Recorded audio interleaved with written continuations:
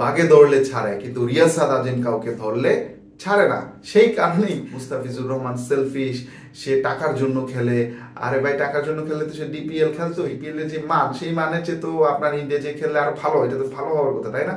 তাহলে আপনি তো আরো এটা খুশি হন। আসসালামু আলাইকুম। বেশ কয়েকদিন ধরে বাংলাদেশের একজন ইউটিউবার রিয়াসাত আজিম, তিনি আগে মেইন স্ট্রিম জার্নালিজমে ছিলেন, এখন ইউটিউবিং করেন, কন্টেন্ট বানান, ব্লগ করেন, মাঝে মাঝে প্লেয়ারদের সাক্ষাৎকার নেন। তিনি আসলে এবার লেগেছেন একজন বাংলাদেশের পেস বোলার মুস্তাফিজুর রহমানের এগেইনস্টে।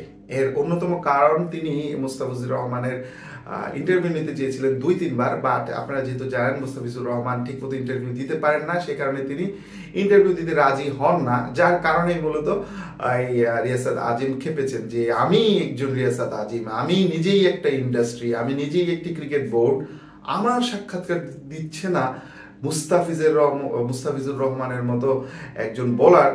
আচ্ছা, এবার আমি তারে ধরি। ও তো জানে না যে বাগে দৌড়লে ছাড়ে, কিন্তু রিয়াসাত আজিম কাউকে ধরলে ছাড়ে না। সেই কারণেই প্রতিদিন দিনে অন্তত 4-5টা ইউটিউবারকে, তিনি আবার আরো অন্য ইউটিউবারকে সাক্ষাৎকার দেন যে মুস্তাফিজুর রহমান সেলফিশ, সে টাকার জন্য খেলে। আরে ভাই, টাকার জন্য খেললে তো সে ডিপিএল খেলতোই। আবার বলছেন যে সে ডিপিএল না খেলে ওই আপনার কেরালায় যাবে বা ইন্ডিয়াতে যে লিগ খেলবে, তো এটা খারাপের কি আছে? বাংলাদেশ ডিপিএল এর যে মান, সেই মানের চেয়ে তো আপনার ইন্ডিয়া যে খেললে আরো ভালো, এটা তো ভালো হওয়ার কথা, তাই না? তাহলে আপনি তো আরো এটা খুশি হওয়ার কথা যদি আপনি জেনুইন স্পোর্টস জার্নালিস্ট হইতেন বা দেশের ভালো চাইতেন।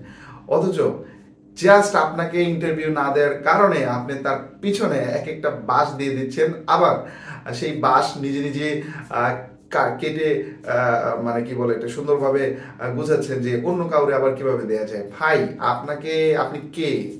আপনাকে কি সাক্ষাৎকার দিতে প্রতিটা প্লেয়ার বাধ্য?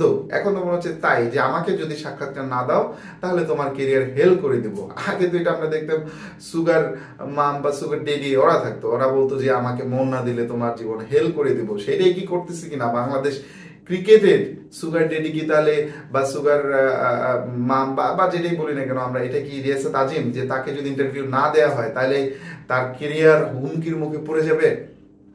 ভাই, এটা কি? আপনি রিয়াসাত আজিম একজনের পাঁচাটে কিনা সেটা জানি না, তবে পাঁচাটে সেটা হচ্ছে এই তামিম ইকবাল খান যাই করে তাই নাকি ভালো। সে আগের দিন রাতে প্লেয়ারদের ডিনার করে, এটাও ভালো।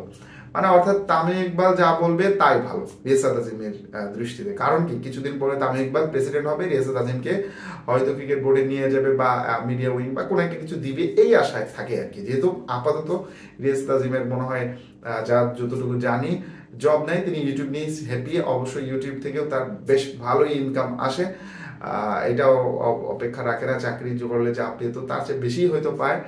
যাই হোক, তবে এইরকম স্পোর্টসম্যানশিপ নিয়ে যদি স্পোর্টস জার্নালিজম করা হয়ে থাকে তাহলে এটা আসলে দেশের জন্য যতটা খারাপ, তার চেয়ে বেশি খারাপ হচ্ছে প্লেয়ারদের জন্য। কারণ প্লেয়াররা তো আতঙ্কে থাকবে ভাই, যে আমি আসলে ইন্টারভিউ দিতে পারি না, বাট এই লোক বললে আমাকে দিতে হবে, আর দিতে গিয়ে দু একটা মুখ ফসকে কথা বাইরে গেলে এইটা নিয়েও আবার সে ভিউজের ধান্দা শুরু করে দিবে। সুতরাং এর ইন্টারভিউ দিলেও বিপদ, না দিলে আরো বিপদ। কি করবে প্লেয়াররা? এখন এই রিয়াসাত আজিমকে কে থামাবে? একে থামানোর আসলে কেউ নাই, কারণ নির্লজ্জ ব্যক্তিদের আসলে থামানো যায় না, সে করেই যাবে এটা। যাই হোক, রিয়াসাত আজিমকে নিয়ে কিছু বলার নাই, কারণ ব্যবসায়ীদের ভিউজ কামাইতে হবে, তারা এগুলোই করবে, এগুলো ছাড়া আসলে করার কিছু নেই। আজকে হয়তো মুস্তাফিজুর রহমানের পিছনে লেগেছেন, 2 দিন পরে হয়তো অন্য কোনো প্লেয়ারদের পিছনে লাগবেন। আমি প্লেয়ারদেরকে বলবো, ভাই যাই হোক তাই হোক, তার 2-একটা সাক্ষাৎকার দেন, কারণ আগে কেরিয়ার বাঁচান ভাই।